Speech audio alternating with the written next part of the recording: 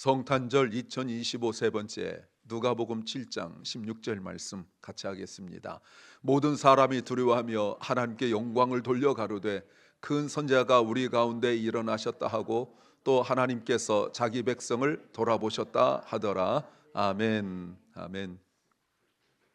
지난주에 세가족 환영회까지 다 마치고 모두 다 떠나고 난 이후에 뒷정리를 이렇게 좀 하다가 이제 쓰레기를 버리는데 박스가 하나 있었습니다. 그 박스를 버리려고 딱 던지는 순간 내 눈에 하나의 문장이 딱 보였어요.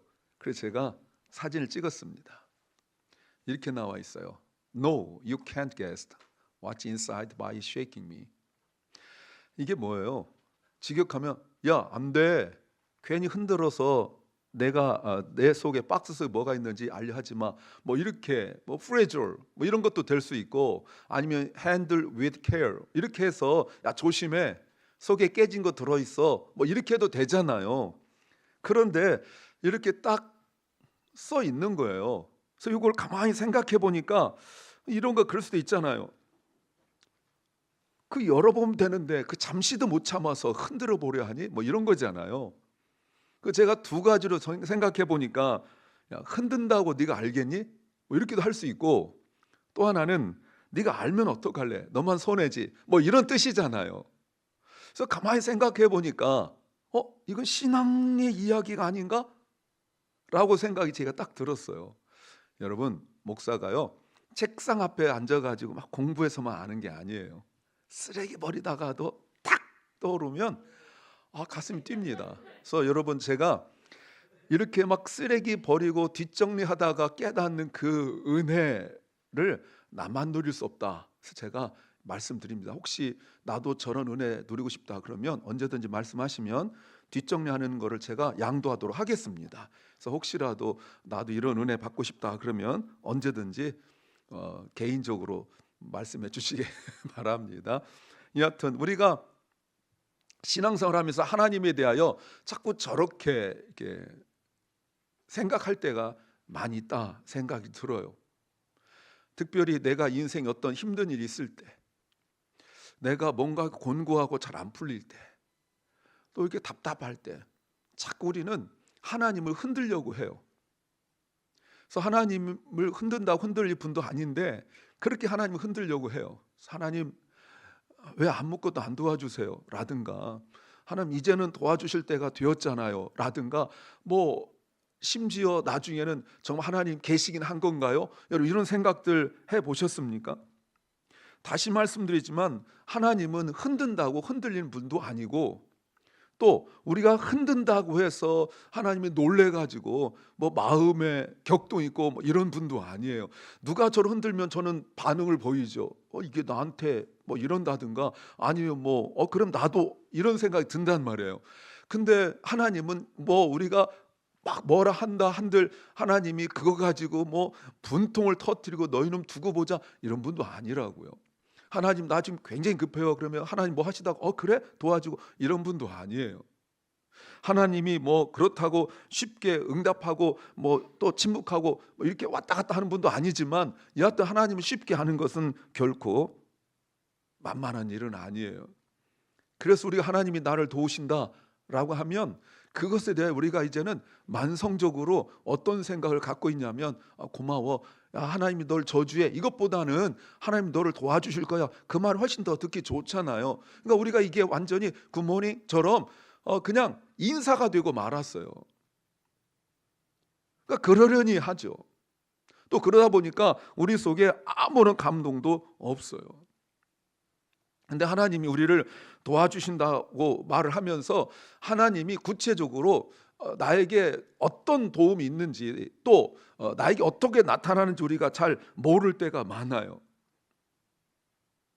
그래서 하나님이 날 도와주셨으면 좋겠다, 하나님이 너를 도와주셨으면 좋겠다라고 말을 하지만 그게 도대체 나하고 무슨 상관이 있는지. 그래요, 뭐 어린아이가 돕는 것보다는 주님이 돕는 게 낫죠, 이런 정도? 아니면 모르는 사람이 나를 돕는 것보다 하나님 나를 도와준다면 그게 좀 더 낫지 않을까? 그래서 비교하여 조금 더 나은 뭐 이런 정도로 생각하고 또 하나님 나를 도우신다는 것이 어떻게 구체적으로 나에게 나타나는지를 잘 모를 때가 많아요.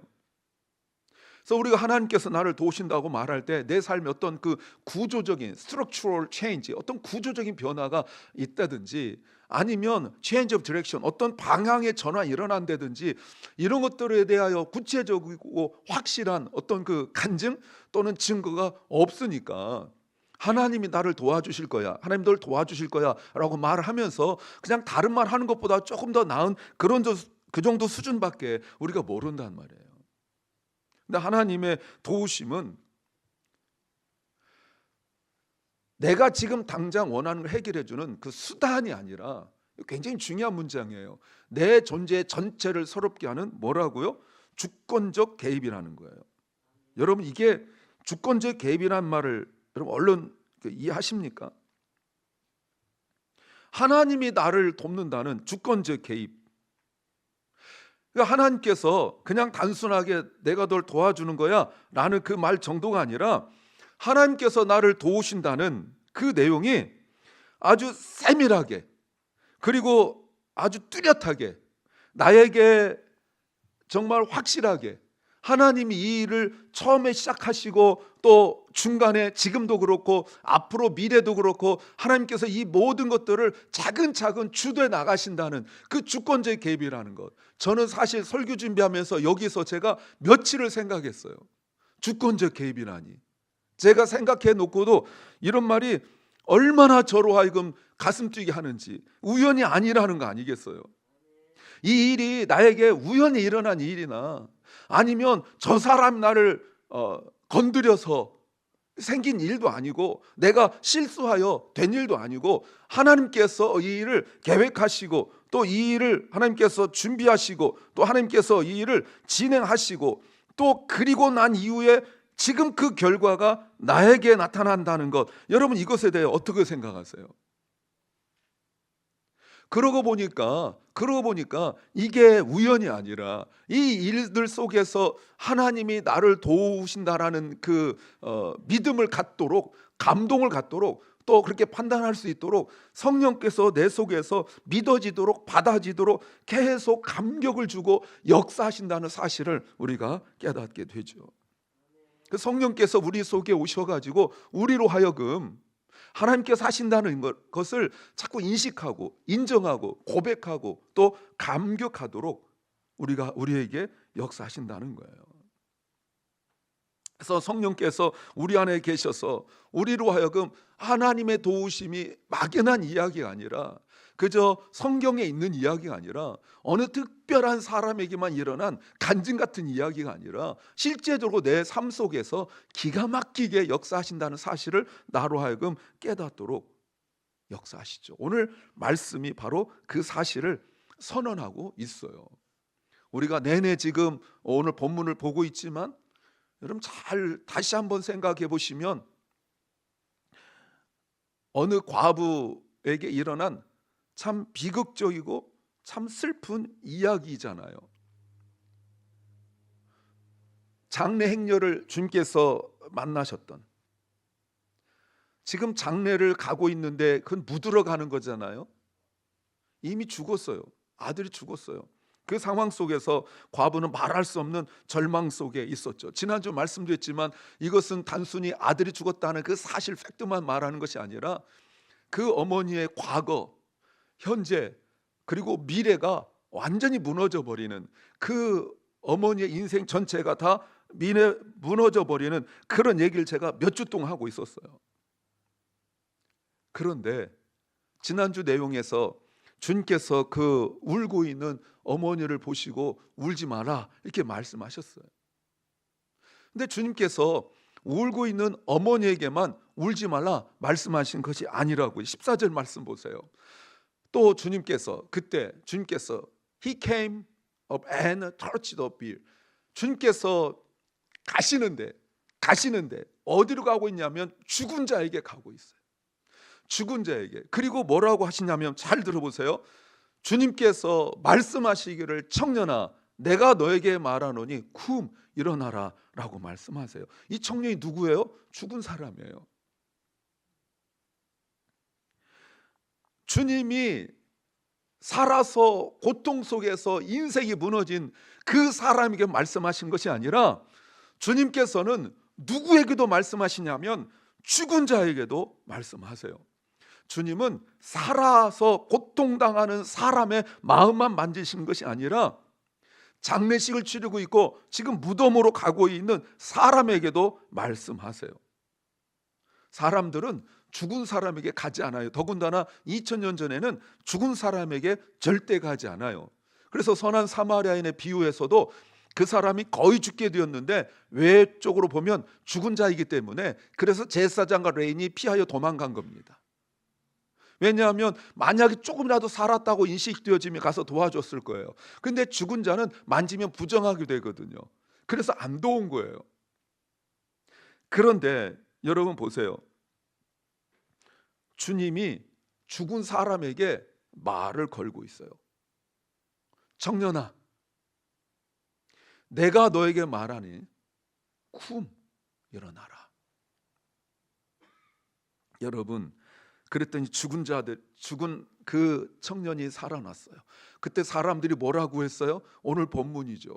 한번 같이 읽겠습니다. 사람들이 모두 두려움에 사로잡혀 하나님을 찬양하며 말하기를 우리 가운데 위대한 선지자가 나타나셨다 하며 또 하나님께서 자기 백성을 돌아보셨다.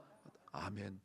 만일, 여러분 만일은 없지만, 역사적 사실은 만일은 없지만 만일 주님께서 그 어머니에게만 울지 마라 라고 말씀하셨다면, 물론 그래도 그 어머니는 위로를 받았을 거예요. 주님의 말씀이니까 그 슬픔 속에서도 극복할 힘을 얻었을 거예요. 그런데 주님께서 만일 그 죽은 청년에게 말을 걸지 않았다면 이런 기적은 없죠. 그럼 사람들이 이런 말을 하지 않았을 거예요. 아마 그 말, 이 16절이 이렇게 됐을 거예요. 사람들이 모두 부러워하고 사람들이 말하기를 찬양함이었고요, 우리 가운데 위대한 선지자가 나타나셨다 하며 또 하나님께서 자기 백성을 돌아보셨다. visit이란 돌아보시는 것이 아니라 encourage, 위로하셨다. comfort, 위로를 주셨다. 아마 이러지 않을까요? 여러분 보세요. 하나님은 예수 그리스도 안에서 우리를 찾아오셔서 죽음의 손을 대어 살리시는 방문자이고 성령 안에서 우리를 그 방문의 통로로 세우신다. 여러분, 이때 우리를 살리시는 그 방문자, 오늘 설교 제목이 바로 헬핑이거든요. 돕기 위하여 하나님께서 우리에게 오시는데, 여러분 두 번째, 성령 안에서 우리를 그 방문의 통로로 세우신다라고, 이 우리란 말이 두 가지 해석이 가능해요. 하나는 고통 속에 있는 우리라고도 될 수 있고, 또 오늘 설교 뒷부분에 나와 있는 우리를 통하여 채널 또는 파이프로 생각할 수도 있어요. 여러분 생각해 보세요. 우린 이 장면을 보면서 감격하지만 이 내용을 보면서 우리의 신앙의 민낯을 우리가 드러낼 수밖에 없습니다. 왜냐하면 우리는 자꾸 무엇인가를 흔들어 확인하려는 사람들이에요. 이런 일이 일어난 것만 보고 우리는 기뻐하죠. 또 그것이 다른 사람에게 나타나면 뭐 부러워만 하고, 내 인생에는 왜 저런 일이 일어나지 않지? 라고 해서 그냥 내 삶이 변화되어져야 기쁜 거지, 다른 사람 인생이 변화된 것에 대해서는 큰 관심이 없어요. 그러니까 오늘 많은 사람들이 하나님을 찬양하고 야, 하나님이 우리를 돌아보셔서 이렇게 말은 하지만 그것이 그 사람들처럼 우리는 못해요. 옆에 서가지고 어쩌면 사울처럼 다윗을 시기하듯이 천천히요 만만히요라는 그 말을 듣고 저것이 하고 손가락질하고 쟤는 이렇게만 하지 나는 그걸 같이 기뻐하고 이러지 못한다고요. 하나님의 뜻을 기다리고 하나님께서 역사하실 때까지 기다린 것보다 하나님을 뒤흔들어서라도, 마치 그 폭군이, 아주 나쁜 왕이 신하들의 목을 졸라가지고 막 목 흔들어서 뭔가 빨리 만들어내려고 하듯이, 출애굽기 1장과 2장에서 그 바로 왕이 이스라엘 사람들을 목 졸르고 막 채찍질하여서 많이 벽돌을 만들어내라고 하듯이, 우리는 하나님을 어떻게든지 들들들 볶고 어떤 땡깡을 쓰든 하여튼 어떻게 해가지고 내가 원하는 걸 자꾸 만들어내려고만 하지, 하나님께서 나를 통하여 역사하실 것에 대해서는 큰 관심이 없어요.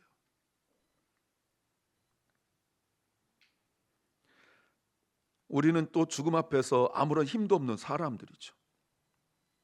예, 맞아요. 주님처럼 그 슬픔 속에 있는 어머니에게 울지 마라고 말은 할 수 있겠죠. 물론 오늘 본문에서는 그 말조차 못했다고 돼 있어요. 그러나 우리는 말은 하겠죠. 그게 전부예요. 말을 하면서도 울지 마라고 말을 하면서도, 그러니까 뭐 내가 널 도와줄게 뭐 이런 것도 지난번 말씀드렸죠. 내가 널 어떻게 뭐 몇 년 도와줄게, 내가 너를 몇 년 뭐 또는 이렇게 평생 어떻게 도와줄게, 이런 것도 없이 그저 지금 그냥 울지 마 이런 정도예요. 왜 그럴까요? 왜 울지 말라고 그래요? 책임지기 싫으니까. 우리는 그렇게 지난번도 말씀드렸죠. 자꾸 뭔가 더 깊이 이렇게 그 사람의 감정과 같이 하기 싫어요. 그런 거 막 싫어요. 그냥 막 너무 힘들어하면 딱 직감적으로 알아요. 저 사람 괜히 위로 한마디 했다가 나붙들고 질질 짜고 막 힘들어 도와줘 그러면 난처할까봐 살짝 멀리 서가지고, 가까이 서가지고 어깨 붙들고 울지 마 이러지 않고 멀리 서가지고 울지 마 이런 정도. 괜히 내 손 붙들었다가 물속에 같이 빠지고 이러면 힘들까봐 우리는 다 알아요.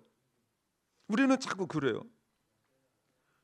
근데 여러분, 우리에게 복음이 필요한 게 뭐예요? 하나님의 도우심이 필요한 이유는 우리가 약간 지친 정도가 아니고, 우리가 아까 같이 합심하여 기도했지만 우리는 그 깊고 깊은 절망과 함정 속에서 도무지 내 힘으로는 빠져나올 수 없는 그 죄 가운데 있기 때문에 복음이 필요한 거 아니겠어요? 주님이 우리를 방문하신다는 이유가 바로 그거잖아요. 그렇다면 주님께서 죽은 아들을 살리신 것은 정말 한 아들을 살린 것만 하더라도 어마어마한 기적인데 단순히 거기에 그치지 않은 거예요. 그 아들을 살리심으로 말미암아 예수님은 그 어머니도 살린 거예요. 정말 생각하기도 싫은 자기 눈앞에서 그 아들이 죽는 모습을 보았던 그 막 상처, 절망, 또 앞으로 어떻게 살아가나, 나에게 있는 건 죽음밖에 없다, 이런 그 어머니의 모든 것을 한꺼번에 살리신 거예요. 여러분, 우리 중에 아들을 둔 과부의 그 어머니 같은 심정을 가진 사람이 있습니까? 몸은 살아있는 것 같은데 마음은 죽은 사람. 제가 주중에 새벽에 말씀드렸지만 하나님이 하신 일에 감탄이 없는 사람들, 하나님께서 무슨 일 하더라도 감탄이 없어요. 제가 신앙생활 속에서 가장 핵심적인 것이 무엇이냐면 바로 감탄이라고 말씀드렸잖아요. 감탄이 없는 사람은 신앙이 죽은 거예요. 찬양에도 의미도 없고 모든 게 의미가 없어요. 하나님께서 나를 도우신다, 나는 그것이 순간순간 내가 그동안 살아왔던 걸 생각해 보면 물론 생각나는 게 있어요. 이때 좀 도와주고, 이때 좀 도와주고, 이때 좀 도와주고, 뭐 이런 생각들을 하고 있는데, 하나님께서 나를 지금도 붙들고 계신 것에 대하여 감탄이 없어요. 그냥 그러려니 하고 영혼이 죽은 것처럼 그냥 살아가니까 살아가는 거예요. 예전에 TV에서 그런 거 있어요. 태어난 김에 살아가는 뭐 연예인 뭐 이런 거 있었어요. 그러니까 태어나니까 그냥 살아가는 거예요. 뭔가 막 목적을 두고 내가 이렇게 살겠다 이것이 아니라 그냥 살아가다 보니까 그냥 살아가는 거예요.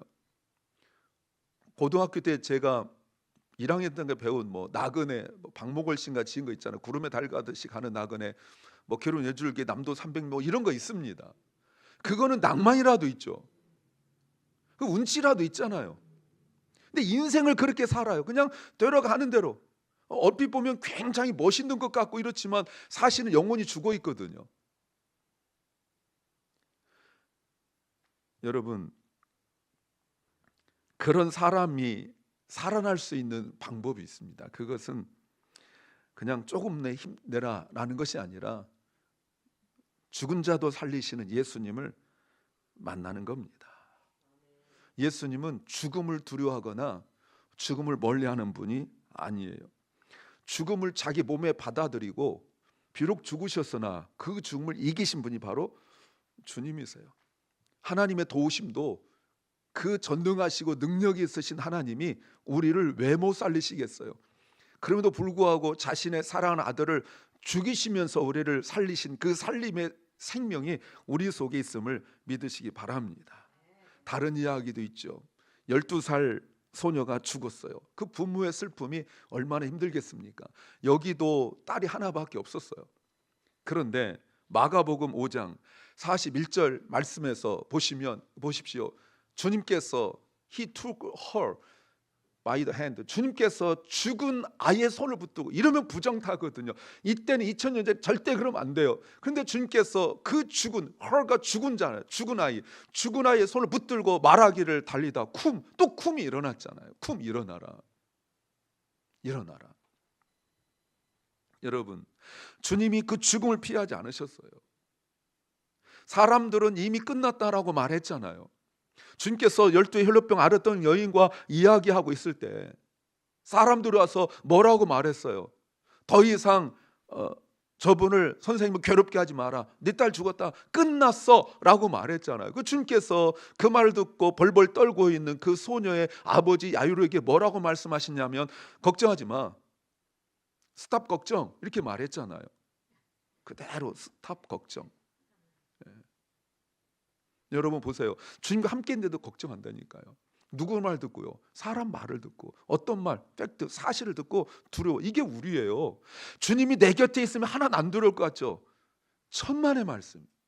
주님이 함께 있고 손 붙들고 있고 주님과 내가 안고 있는데 내가 눈에 본 것 가지고 성질나고요. 주님이 나와 임마누엘로 내 손을 붙들고 나를 꼭 안아주고 있는데 누가 한마디 픽하면 의심 들고, 이게 우리예요. 주님이 나와 함께 있어요.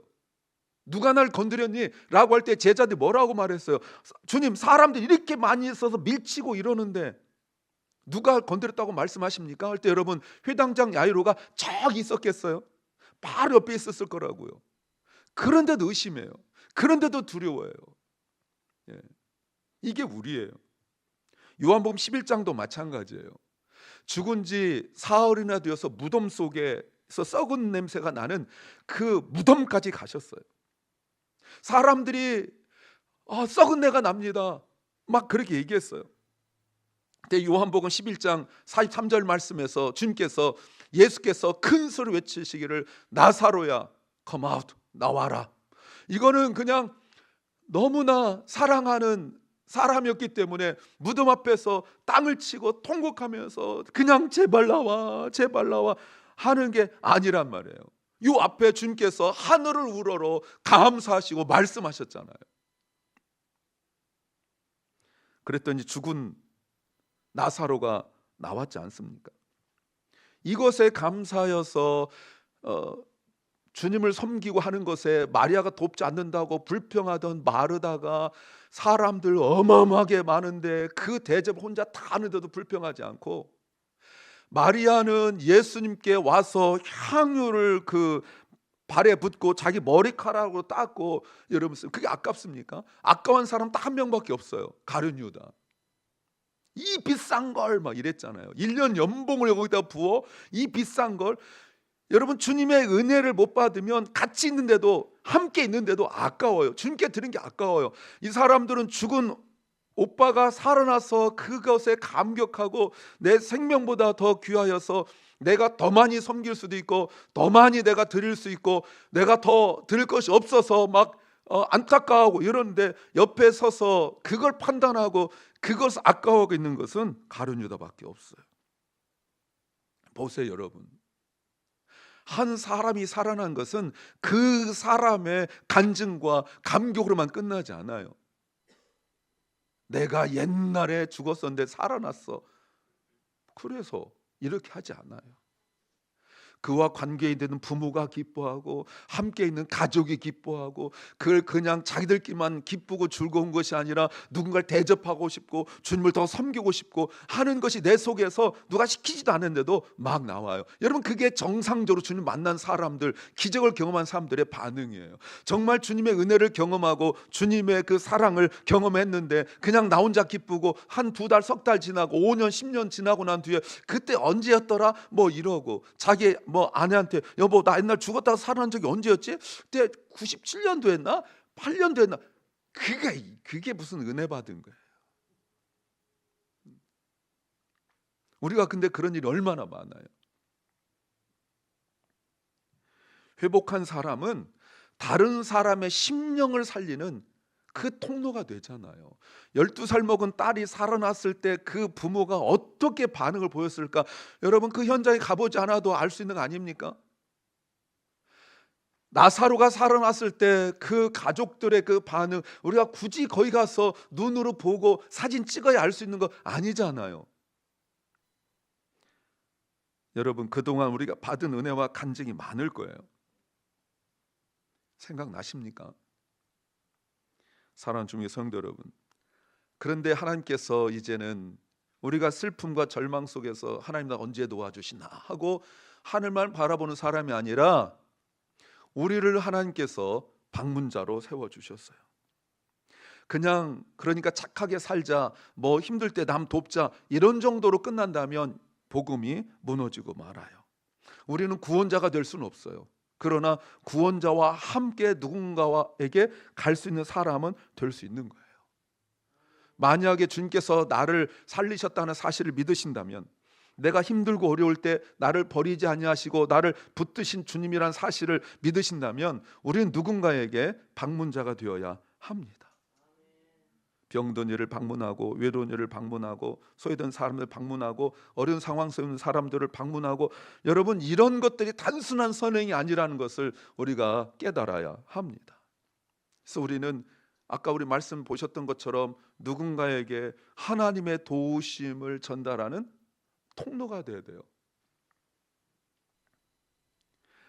중요한 것은 뭔가 거창한 것이 아니에요. 주님처럼 죽은 자에게 다가가 손을 내미는, 손을 붙드는 그게 필요하죠. 우리가 가지 못할 사람이 어디 있습니까? 마태복음 5장 23절 24절 말씀에서 이렇게 나와 있죠. 그러므로 내가 제단에 내 예물을 드리려고 하다가 거기에서 내 형제가 내게 원한을 품고 있다는 생각나거든. 이것은 나는 잘못이 없는데 자기 혼자, 이제 우리끼리 말하자면 지 혼자 삐지고 지 혼자 속상하고, 지금 그렇다는 얘기예요. 내가 어떤 잘못을 제공한 것이 아니라 자기 혼자 뭔가 오해하여 그랬다면 24절 보세요. 네가 내 재물을 예단에 놓고 그리고 고 가라고 나와 있잖아요. 가서 이렇게 말씀하고 있어요. 불편하죠. 한두 번이겠어요. 가라. 그런데 마태복음에서는 더 심각합니다. 28장 19절 20절에 이게 대위임령 그레이트 커미션이잖아요. 그러므로 너희는 뭐 하고요? 가서 그리고 모든 족속으로 제자를 삼아, 물론 제자를 삼기 위하여 첫 번째 가는 겁니다. 네, 그런데 그 행동이 제자를 삼는 것은 목적이에요. 그런데 그 목적을 위하여 첫 번째 하는 게 꼭 가는 거란 말이에요. 대상을 가리지 않죠. 세례를 주고 20절 내가 너에게 가르친 모든 것을 하라 이렇게 말씀하고 있죠. 사랑하는 여러분, 이게 마음이 중요해요. 그런데 정말 또 하나 말씀드리려고 해요. 어떤 마음이야 되는가? 이건 야고보서 말씀에 너무 잘 나와 있어요. 야고보서 1장 26, 17절에 예전부터 제 설교 들었던 분들은 제가 수없이 한 이야기인데 경건에 대하여 말씀하고 있는 겁니다. 누구든지 스스로 경건하다 생각하여 하며 자기 혀에 재갈 먹이지 아니하고 자기 마음을 속이면 이 사람의 경건은 헛것이다. 헛것이다. 아무것도 아니다. 이런 말이 아니라 헛것이란 말씀을 드렸어요. 쭉 가다가 마지막 그 스텝에서 이 한 걸음만 내디디면 끝나는 건데 거기에 낭떠러지라고요. 그게 헛것이에요. 그동안 살았던 모든 경건이 헛것이라고요. 혀를 함부로 말하면. 그럼 27절 참된 경건은 무엇인가? 하나님 아버지 앞에서 정결하고 덜이 없는 경건은 곧 고아와 과부를 그 환난 중에 돌아보고 자기를 지켜 세속에 물들지 아니하는 것이라. 두 가지예요. 돌아보고 지키는 거예요. 근데 이 돌아보고란 말이 매우 중요합니다. 이 중에 저한테 수업 들었던 분들이 하나 둘 셋 몇 분 계신데 기억이 날지 모르겠습니다만 제가 늘 얘기합니다만 안 들었다고 생각해요. 잊었다고 말하기는 어렵고, 여러분 이 돌아본다는 말에서 이 단어가 누가복음 7장 16절 돌아본다는 단어와 같은 단어예요. 헬라어로 같은 단어예요. 근데 여기에서 돌아본다는 말 속에 담긴 의미가 여러분 뭔지 아십니까? 손을 잡아준다는 뜻이에요. 손을 잡아준다. 근데 여러분 이 단어에서 권사가 나왔어요. 자, 권사님들 한번 손 들어보세요. 권삼도 괜찮아. 권삼. 나는 권삼, 권이 정도 이러면 안 되고요. 물론 이 단어가 그대로 온 건 아니에요. 여러분 권사는 말이 뭔지 아십니까? 손잡아 주는 거예요.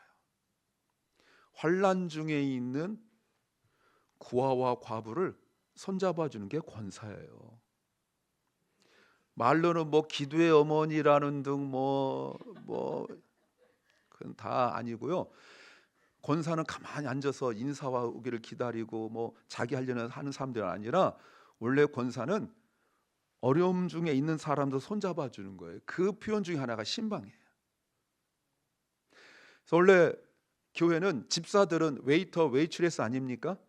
예. 그래서 이렇게 같이 감히 집사가 앉아가지고 같이 밥 먹어? 이런 거죠. 식당 갔는데 웨이터가 앉아서 내 앞에 앉아 밥 먹는 거 똑같은 거 아니에요? 단어가 똑같은 거니까 그것도 말이 안 되지만 권사가 가만히 앉아 있는 거 아니에요. 가서 오신 분들 손 붙잡아주고 이러는 거. 이게 무너진 것이 2장 1절부터 나와요. 야고보서 2장 1절에 부자가 들어오고 가난한 사람 들어왔을 때 부자한테는 여기 앉으소서 이렇게 말하고 가난한 사람한테 여기 앉든 저기 앉든 내 발밑에 앉든 네 마음대로 해라. 여러분 그러니까 경건이 없는 거예요. 환난 중에 있는 과와 과부를 손잡아 주는 게 권사라고요. 자, 이러면 남자들은 어이구 내 권사 아니길 다행이다 이런 분도 있고, 집사님들은 아이고 이러면 안 되죠. 권사라는 의미가 그렇다는 거지 직분 자체가 그렇다는 말은 아니라고요. 그런데 우리는 자꾸 가까운 사람 손 잡아주고 친한 사람 손 붙잡아주고, 이거는 권사가 아니에요. 한 권이 권일 뭐 이 정도밖에 안 돼. 그래서 하나님 우리를 권사로 세우셨어요. 스피리추얼 권사. 나하고 가까운 사람, 말 잘 통한 사람이 아니라 힘들고 지쳐서 죽음 같은 고통 속에 있는 그들에게 다가가 손잡아주는 그는 권사야 돼요. 어떤 사람들은 예배당에 와서 앉아 있으면서도 마음속에 이미 장례 행렬 같은 시간을 보내고 있다라고 느낀 사람도 있을 수 있죠.